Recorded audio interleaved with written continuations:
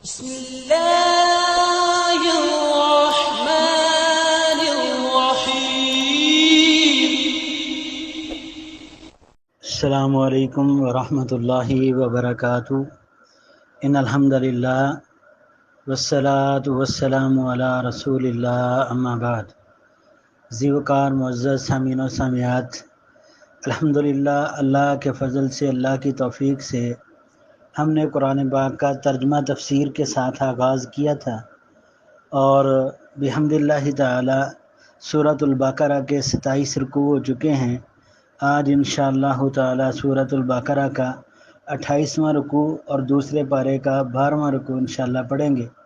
اللہ رب العزت کی بارگاہ اقدس میں دعا ہے کہ رب کائنات مجھے صحیح بیان کی توفیق عطا فرمائے، اور اس کے بعد ہم سب کو اس پر عمل کی توفیق عطا فرمائے۔ رب اشرح لی صدری ویسر لی امری واحلل عقدۃ من لسانی یفقہوا قولی ربنا زدنا علما ربنا زدنا فہما۔ اعوذ باللہ السمیع العلیم من الشیطان الرجیم، بسم اللہ الرحمن الرحیم۔ اللہ تبارک و تعالی سورۃ البقرہ کے 28ویں رکوع کے اندر ایک اہم مسئلہ بیان کر رہے ہیں جس کا تعلق خواتین کے ساتھ ہے، اور بڑا اہم مسئلہ ہے۔ یہ مسلمانوں کی بڑی خاص ضرورت ہے۔ اللہ تعالیٰ نے فرمایا وَيَسْأَلُونَكَ عَنِ الْمَحِيضِ، یہ لوگ آپ سے سوال کرتے ہیں من المحیض، حیض کے بارے میں۔ کل ہم نے یہ پڑھا تھا نا کہ اللہ تعالیٰ فرما رہے ہیں یسألونک عن الشہر الحرام، یہ لوگ آپ سے حرمت والے مہینوں کے بارے میں سوال کرتے ہیں۔ پھر یسألونک عن الخمر والمیسر، یہ لوگ آپ سے شراب کے بارے میں، جوئے کے بارے میں سوال کرتے ہیں۔ پھر اللہ تعالیٰ نے فرمایا وَيَسْأَلُونَكَ عَنِ الْيَتَامَى، یہ لوگ آپ سے یتیموں کے بارے میں سوال کرتے ہیں۔ تو یہ اہل کفر کے، یہودیوں کے، عیسائیوں کے، مکہ کے کافروں کے یہ سوال تھے جو رسول اللہ صلی اللہ علیہ وسلم سے سوال کرتے، اور ان کا مقصد یہ ہوتا تھا کہ نبی علیہ الصلوۃ والسلام کے امتحان لیتے، آپ کی نبوت کے بارے میں دیکھتے، اچھا واقعی اگر یہ سچے نبی ہیں تو دیکھتے ہیں کہ ہمیں ان چیزوں کے بارے میں کیا جواب دیتے ہیں۔ تو اللہ تعالیٰ فرما رہے ہیں وَيَسْأَلُونَكَ عَنِ الْمَحِيضِ، یہ لوگ آپ سے سوال کرتے ہیں حیض کے بارے میں۔ کل، اے ہمارے محبوب پیغمبر علیہ الصلوۃ والسلام آپ فرما دیجیے، ہوا اذن، وہ گندگی ہے، وہ ناپاکی ہے، پلیدگی ہے۔ فَاعْتَزِلُوا النِّسَاءَ، چنانچہ تم الگ رہو عورتوں سے، فی المحیض، حیض کے ایام میں۔ اب یہ اللہ تعالیٰ نے ایک مسئلہ یہاں پر بیان کر دیا ہے کہ عورت کے ایام مخصوصہ، پیریڈ کے جو ایام ہیں، ان ایام کے بارے میں جب انہوں نے سوال کیا تو اللہ تبارک و تعالیٰ نے فرمایا کہ وہ گندگی ہے، اور ان ایام میں عورت سے دور رہو۔ ولا تقربوہن، اور مت قریب جاؤ ان کے۔ یہاں پر تقربوہن کا معنی یہ نہیں کہ اس کے ساتھ تعلق ختم کر دو، قرابت کا، بیٹھنے اٹھنے کا، کھانے پینے کا، یہ نہیں ہے، بلکہ ولا تقربوہن کا معاملہ جو ہے یہ صحبت والا معاملہ ہے کہ انسان ان ایام میں صحبت نہ کرے، اپنی بیوی سے دور رہے، حتیٰ یطہرن، یہاں تک کہ وہ پاک ہو جائیں۔ فَإِذَا تَطَہَّرْنَ، اللہ فرما رہے ہیں پھر جب وہ پاک ہو جائیں، فَأْتُوهُنَّ، تو تم آؤ ان کے پاس، مِنْ حَيْثُ أَمَرَكُمُ اللَّهُ، جہاں سے اللہ نے تمہیں حکم دیا ہے۔ یہ ایک بڑا اہم مسئلہ ہے جو اللہ تبارک و تعالیٰ نے، جیسا کہ ان اللہ لا یستحی من الحق، حق بات بیان کرنے سے اللہ شرم نہیں محسوس کرتے، اللہ حق بات کو کھول کھول کے بیان کر دیتے ہیں۔ تو یہ حق بات کس کے لیے؟ ہمارے لیے نا، انسانوں کے لیے۔ تو جس طرح اللہ نے حق بات کھول کے بیان کر دی تو اسی کے تحت یہ مسئلہ ہے، اس لیے اس کی تھوڑی وضاحت ضروری ہے۔ اللہ تعالیٰ نے فرمایا نا کہ تم خواتین کے قریب نہ جاؤ جب وہ اپنے ایام پیریڈ میں ہوتی ہیں، جب وہ پاک ہو جائیں، حتیٰ یطہرن، جب وہ پاک ہو جائیں، فَإِذَا تَطَہَّرْنَ، اللہ فرما رہے ہیں جب وہ پاک ہو جائیں، فَأْتُوهُنَّ، تو تم ان کے پاس آؤ، مِنْ حَيْثُ أَمَرَكُمُ اللَّهُ، جہاں سے اللہ تبارک و تعالیٰ نے حکم دیا ہے۔ تو اللہ تبارک و تعالیٰ نے قبل کا حکم دیا ہے، دوبر کا نہیں۔ دوبر والے پر اللہ تعالیٰ کی، رسول اللہ کی، بلکہ یعنی کہ ناراضگی ہے، لعنت کے الفاظ ہیں کہ ایسے لوگوں پر لعنت ہے کہ جو دوبر استعمال کرتے ہیں۔ تو تو اللہ تبارک و تعالیٰ نے قبل جو ہے وہ حکم دیا، کیونکہ اللہ تعالیٰ نے یہاں پر فرمایا فاتوہن، تو تم آؤ ان کے پاس من حیث امرکم اللہ، جہاں سے اللہ نے حکم دیا، اللہ کے حکم کے مطابق آنا ہے، باقی جو غلاظت ہے وہ والا معاملہ نہیں کرنا۔ اس کی وجہ کیا ہے؟ ان اللہ، بے شک اللہ تبارک و تعالی یحب التوابین، توبہ کرنے والے کو بڑا پسند کرتا ہے، ویحب المتطہرین، اور بے شک اللہ پاکیزہ رہنے والے کو بھی بڑا ہی پسند کرتا ہے۔ تو یہاں پر اللہ تبارک و تعالی نے یہ مسئلہ بیان کر دیا کہ ماضی کے اندر اگر کوئی انسان دوبر استعمال کر چکا ہے تو اللہ تبارک و تعالیٰ سے وہ توبہ کرے، اللہ توبہ کرنے والے کو پسند کرتا ہے، اور پھر آئندہ کے لیے وہ اپنی زندگی کو پاکیزہ کر لے، کیونکہ پاکیزہ رہنے والے بندے سے اللہ محبت کرتا ہے، اللہ اسے پسند کرتا ہے۔ اب یہ مسئلہ جو ہے نا، اللہ تعالیٰ نے فرمایا وَلَا تَقْرَبُوهُنَّ، ان کے قریب مت جاؤ، تو یہاں سے یہ بات صحیح البخاری سے بالکل واضح ہے۔ سیدہ عائشہ رضی اللہ تعالی عنہا، طاہرہ مطہرہ صدیقہ کائنات ام المومنین رضی اللہ عنہا فرماتی ہیں کہ میرے ایام پیریڈ تھے تو رسول اللہ صلی اللہ علیہ وسلم میرے ساتھ لیٹ جاتے تھے۔ یہ مسئلہ ہماری ماں نے ہمارے لیے بیان کیا ہے تاکہ امت کے لیے آسانی ہو جائے۔ اب ولا تقربوہن کی بات یہاں سے قرآن کے ساتھ جب ہم حدیث کو ملاتے ہیں تو بات بالکل واضح ہو جاتی ہے۔ تو ولا تقربوہن سے مطلب کیا ہے کہ صحبت سے اللہ تعالیٰ نے جو یعنی کہ قریبی معاملات ہیں ان سے اللہ تعالیٰ نے منع کر دیا، ساتھ بیٹھنے سے، ساتھ لیٹنے سے، ساتھ کھانے پینے سے منع نہیں کیا۔ اس کی وجہ یہ ہے کہ دور جاہلیت میں، کفار کے دور میں یہ سلسلہ اس طرح تھا کہ کافر اسلام کے آنے سے پہلے عورت کی کوئی حیثیت ہی نہیں تھی۔ اسلام کے آنے سے پہلے عورت کے جب ایام پیریڈ شروع ہوتے اس کو اپنے گھر سے نکال دیا جاتا، عورت کے ساتھ جانوروں جیسا سلوک ہوتا تھا، عورت کے ایام مخصوصہ ہوتے تو اس کو نکال دیا جاتا۔ اسی طرح ایام نفاس ہوتے، بچے کی پیدائش کے بعد جو 40 دن ہوتے ہیں بلیڈنگ کے، وہ ایام بھی کفار اپنی عورتوں کو گھروں سے باہر نکال دیتے۔ تو اسلام ایک اتنا پیارا دین ہے، اسلام اتنا خوبصورت دین ہے، اسلام اتنا بہترین دین ہے کہ اسلام نے عورت کو عزت بخشی ہے۔ لہذا میں اکثر کہتا ہوتا ہوں، میری مائیں، میری بہنیں جی، ان کو اسلامی روحانی ماؤں اور بہنوں کو میں یہ اکثر بات کہتا ہوں کہ اسلام کے منافی کام نہ کیا کریں، بالخصوص خواتین، کیونکہ اسلام نے جو عزت خواتین کو دی ہے، اسلام سے قبل کسی دین نے یہ مقام نہیں دیا عورت کو جو مقام اسلام نے دیا ہے عورت کو۔ اس لیے اللہ تبارک و تعالیٰ کے اس حکم کو سمجھتے ہوئے، اپنے سامنے رکھتے ہوئے اپنی زندگی کو بڑی ہی پاکیزہ زندگی گزاریے۔ آگے اللہ تعالیٰ نے فرمایا نساؤکم حرث لکم، تمہاری عورتیں تمہاری کھیتیاں ہیں۔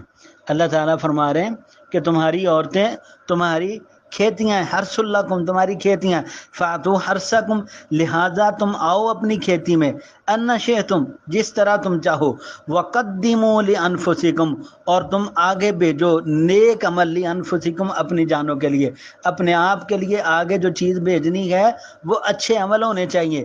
اب یہاں پر ایک مسئلہ اور ہے، اللہ تعالیٰ نے فرمایا نا نساؤکم حرث لکم فاتوا حرثکم، تمہاری عورتیں تمہاری کھیتیاں ہیں، فاتوا حرثکم پس آؤ جیسے تم چاہتے ہو، ان شئتم جس طرح تم چاہتے ہو۔ اب بات یہ تھی کہ یہودی جو ہے وہ عورت کے بارے میں انہوں نے کچھ ایسی باتیں کی جو مباشرت کے کچھ طریقے تھے، تو یہودیوں نے اپنی طرف سے یہ باتیں کی کہ اگر عورت یعنی کہ اس کے ساتھ انہوں نے کوئی ایسے مسائل ذکر کیے کہ عورت کو اگر الٹا لٹائیں تو بچہ بہنگا پیدا ہوتا ہے۔ اصل میں یہ بات مسئلے کی ہے، اس لیے وضاحت ضروری ہے۔ انہوں نے کہا کہ اگر پیٹ کے بل عورت لیٹے تو بچہ بہنگا یعنی کہ پیدا ہوتا ہے۔ تو اللہ تبارک و تعالیٰ نے اس بات کا جواب دیا ہے کہ نساؤکم حرث لکم تمہاری خواتین تمہاری کھیتیاں ہیں، فاتوا حرثکم لہذا جس طرح مرضی تم کرو، جس طرح مرضی ان کے پاس آؤ، لیکن ایک بات یاد رکھنا وقدموا لانفسکم اپنے لیے آگے جو چیز بھیجنی ہے نا اس پہ غور کرنا۔ یعنی یہ طریقہ اللہ تعالیٰ نے قرآن پاک کے اندر فرمایا نا ازواج لتسکنوا، یہ خواتین اور مرد حضرات میاں بیوی جو ہیں شادی شدہ نکاح کے بعد اللہ تعالیٰ نے ان کے اندر محبت رکھی ہے، سکون رکھا ہے، تو سکون کے لیے ایک بات شرط ہے، وہ کیا کہ اس کے لیے عمل وہ طریقہ وہ ہونا چاہیے جو رسول اللہ صلی اللہ علیہ وسلم نے سکھا دیا۔ بلکہ بعض اصحاب سے یہ بات ملتی ہے کہ انہوں نے نبی علیہ السلام سے سوال کیا تھا، اللہ کے محبوب پیغمبر، ہم اپنی عورتوں کے ساتھ اپنی بیویوں کے ساتھ مباشرت کرتے ہیں تو کیا ہمیں اس کا بھی ثواب ملتا ہے، اجر ملتا ہے؟ نبی علیہ الصلوۃ والسلام نے فرمایا کہ اگر غیر کے ساتھ کرو، غلط طریقے سے کرو، کیا اس کا گناہ ہے؟ جی اللہ کے رسول بالکل گناہ ہے۔ تو نبی علیہ السلام نے فرمایا اگر اپنی خواتین اپنی عورت کے ساتھ کرو گے، اپنی بیویوں کے ساتھ کرو گے اور اسلام کے طریقے کے مطابق کرو گے تو ظاہری بات ہے تمہیں ثواب ملے گا۔ تو یہ تعلق بھی جو ہے یہ اجر و ثواب کا یعنی کہ انسان کے لیے ذریعہ بن جاتا ہے۔ تو اللہ تعالیٰ نے فرمایا وَقَدِّمُوا لِأَنفُسِكُمْ، اپنے لیے آگے اچھی چیز بھیجو، وَاتَّقُوا اللَّهَ، اور اللہ سے ڈر جاؤ، وَاعْلَمُوا، اور جان لو، انکم ملاقوہ، کہ بے شک تم ملنے والے ہو اللہ کو، وبشر المومنین، اور مومنین کو خوشخبری سنا دیجیے۔ یہاں پر اللہ تعالیٰ نے یہ بات واضح کر دی ہے کہ یہ معاملات، یہ اللہ تعالیٰ نے تمہارے لیے معاملات بنا دیے، اللہ نے تمہارا سکون اس میں رکھ دیا، معاملات سارے تمہارے لیے کھول کھول کے اللہ نے بیان کر دیے۔ لیکن ایک بات ذہن میں رکھنا، اگر غلط کاری کرو گے، اگر تمہارے معاملات درست نہ ہوئے تو ذہن کے اندر رکھو وَعَلَمُوا، جان لو، انکم ملاقوہ، تم اللہ سے ملنے والے ہو، اللہ کے سامنے کھڑے ہونا ہے، اللہ کو جواب دینا ہے۔ وَلَا تَجْعَلُوا، اور اللہ فرما رہے ہیں وَلَا تَجْعَلُوا اللَّهَ، اور نہ تم بناؤ اللہ تعالیٰ کو عُرْضَةً نشانہ، لِأَيْمَانِكُمْ، اپنی قسموں کے لیے، ان تبروا، کہ تم نیکی نہیں کرو گے، وَتَتَّقُوا، اور تقوی نہیں اپناؤ گے، وَتُصْلِحُوا، اور تم صلح نہیں کرو گے، بین الناس، لوگوں کے درمیان، واللہ سمیع علیم، بے شک اللہ تبارک و تعالی سننے والے اور جاننے والے۔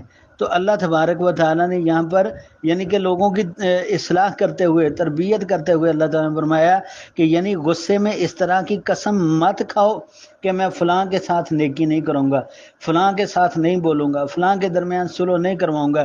اس قسم کی قسموں کے لیے حدیث میں کہا گیا ہے کہ اگر قسم کھا لو تو انہیں توڑ دو اور قسم کا کفارہ دو، اور کفارہ جو ہے اس کے لیے یعنی سورہ مائدہ کے اندر وہ بات آگے انشاءاللہ آئے گی قسم کے کفارے کی۔ تو اللہ تعالیٰ فرما رہے ہیں کہ تم یعنی اپنی قسموں کے لیے اللہ کو نشانہ نہ بناؤ، ٹھیک ہے؟ اپنی قسموں کے لیے کوئی ایسی قسم بندہ کھا لیتا ہے، اللہ کی قسم میں فلاں کام نہیں کروں گا، کتنی غلط بات ہے کہ وہ نیکی کا کام ہو کہ بندہ کہہ دے کہ میں فلاں کام نہیں کروں گا۔ تو اس لیے اللہ تعالیٰ نے فرمایا نیکی کے کام میں، تقوی کے کام میں، صلح کے کام میں اس طرح کی بات نہ کہو۔ آگے اللہ تعالیٰ نے فرمایا وَتُصْلِحُوا، یعنی یہ نہ کہو کہ میں صلح نہیں کرواؤں گا بین الناس، لوگوں کے درمیان، واللہ سمیع علیم، اور اللہ تبارک و تعالیٰ سننے والا اور جاننے والا ہے اللہ تعالیٰ۔ آگے اللہ فرما رہے ہیں لا یؤاخذکم اللہ باللغو فی ایمانکم ولکن یؤاخذکم بما کسبت قلوبکم واللہ غفور حلیم۔ اللہ تبارک و تعالیٰ نے بڑی یعنی کہ اپنی محبت کا، اپنے پیار کا اللہ تبارک و تعالیٰ نے ابن آدم کے ساتھ اپنی نرمی کا ایک اظہار کیا ہے۔ لا یؤاخذکم اللہ، نہیں مواخذہ کرے گا اللہ تعالیٰ تمہارا، باللغو، لغو پر، فی ایمانکم، تمہاری قسموں میں، یعنی بات پہ ایسے بندہ کہہ دیتا اللہ کی قسم ایسے، اللہ کی قسم ایسے، یعنی یہ عادت اچھی نہیں ہے، یہ لغویات کے اندر ہے، یہ فضول جو بندہ بولتا ہے نا یہ ان باتوں کے اندر شمار ہو جاتی ہے۔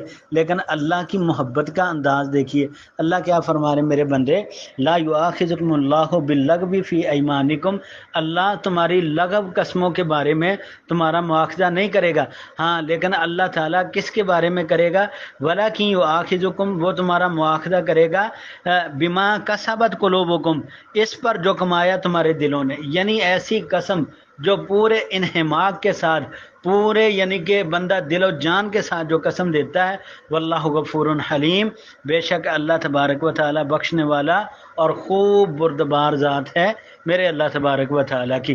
تو اللہ تعالیٰ نے یہاں پر اپنی نرمی کا، اپنے پیار کا، اپنے محبت کا اللہ تبارک و تعالیٰ نے اظہار فرمایا۔ آگے اللہ تعالیٰ فرما رہے ہیں، یہ پورا رکوع خواتین کے بارے میں اللہ تعالیٰ نے ذکر کیا۔ آگے اللہ فرما رہے ہیں للذین، ان لوگوں کے لیے، یؤلون، جو قسم کھا لیتے ہیں، من نسائہم، اپنی عورتوں کے پاس جانے سے، تربص، انتظار کرنا، اربعۃ اشہر، 4 مہینے، فإن فاؤوا، پھر اگر وہ رجوع کر لیں، فإن اللہ، غفور الرحیم، تو بے شک اللہ تبارک و تعالیٰ بڑے ہی غفور الرحیم ہیں، اللہ تبارک و تعالیٰ معاف کرنے والے ہیں۔ یعنی جو لوگ اپنی بیویوں سے قسمیں کھائیں کہ ان کے لیے 4 مہینے کی مدت ہے، پھر اگر وہ لوٹ آئیں تو اللہ تبارک و تعالیٰ بخشنے والا ہے، اللہ تبارک و تعالیٰ غفور الرحیم ہے۔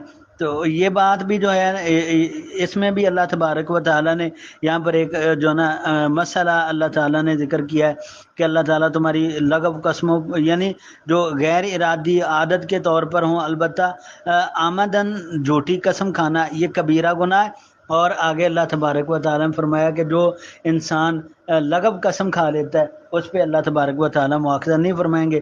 تو یہاں پر للذین یعلون من نسائہم، اللہ تعالیٰ نے ایلا کے معنی ہے قسم کھانے کے، یعنی کوئی شوہر اگر قسم کھا لے کہ اپنی بیوی سے 1 مہینہ یا 2 مہینے تعلق نہیں رکھوں گا، پھر یعنی کہ وہ لوٹ بھی آئے واپس، تو اس کی بات اللہ فرما رہے ہیں للذین، ان لوگوں کے لیے یعلون جو قسم کھا لیتے ہیں من نسائہم اپنی عورتوں کے پاس جانے کے بارے میں، تربص ان کا انتظار ہے 4 اشہر 4 مہینے، فإن فاؤ پھر اگر وہ لوٹ آئیں فإن اللہ غفور الرحیم، بے شک اللہ تعالیٰ غفور الرحیم ہے۔ آگے اللہ تعالیٰ نے فرمایا وإن عزموا الطلاق، اگر وہ عزم کر لیں طلاق کا، میاں بیوی کا آپس کے اندر جھگڑا ہو جاتا ہے نا، بیوی ناراض ہو کے وہ میکے چلی گئی، پھر ان کی صلح ہو گئی، واپس آ گئی، معاملہ ٹھیک ہے، لیکن معاملہ بگڑ گیا اور حد سے زیادہ بگڑ گیا، کیا ہوا؟ بات طلاق تک آ گئی۔ اللہ فرما رہے ہیں وَإِنْ عَزَمُوا الطلاق، اور اگر وہ طلاق کا عزم کر لیں فإن اللہ، تو پس بے شک اللہ تعالیٰ سمیع علیم، خوب سننے والا بھی ہے اور جاننے والا بھی۔ اگر وہ طلاق کا ارادہ کر لیتے ہیں، اللہ اس معاملے کو پوری طرح سن بھی رہا ہے، اللہ اس معاملے کو جان بھی رہے ہیں کہ یہ لوگ کیا کر رہے ہیں دنیا کے اندر۔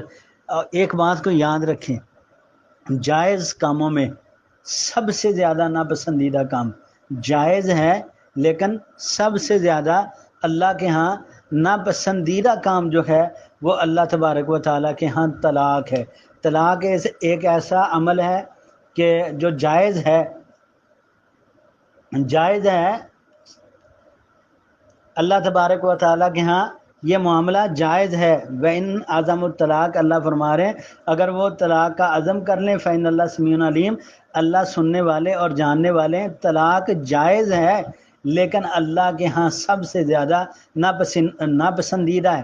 اس کی وجہ کیا؟ شیطان جو ہے نا یہ اتنا خبیث ہے، شیطان یہ سب سے زیادہ جس کام پہ راضی ہوتا ہے نا وہ میاں بیوی کی آپس کے اندر جدائی ہے۔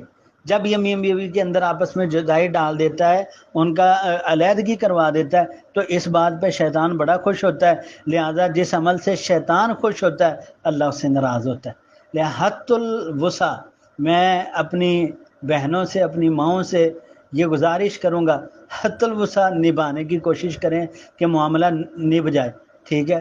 اور حت الوسع میں اپنے بھائیوں سے اپنے دوستوں سے بھی گزارش کرتا ہوں کہ وہ بھی حت الوسع کوشش کریں کہ اگر کبھی کوئی معاملہ یعنی کہ ایسا ہو جائے کہ گھروں کے اندر کوئی خرابی پیدا ہوتی نظر آئے تو حت الامکان کوشش کریں کہ صلح ہو جائے۔ صلح کے اندر خیر رکھی اللہ تعالیٰ نے، ٹھیک ہے۔ بعض دفعہ معاملہ ضرورت سے زیادہ بگڑ جاتا ہے، وہ ایک الگ بات ہے، لیکن حت الوسع کوشش کریں کہ صلح ہو جائے۔